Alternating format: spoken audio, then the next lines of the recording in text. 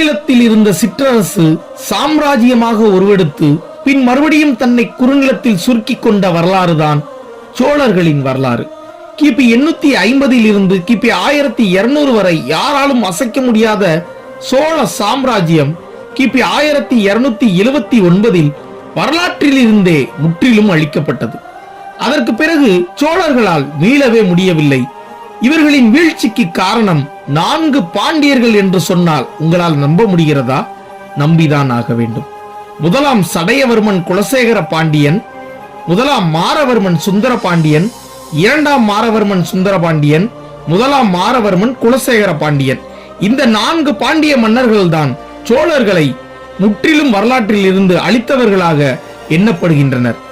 இவங்க எப்படி சோழர்களை தோற்கடிச்சாங்க? இது பற்றிய முழு காணொளி நமது பக்கத்துல இருக்கு. மறக்காம அந்த காணொளியை போய் பாருங்க.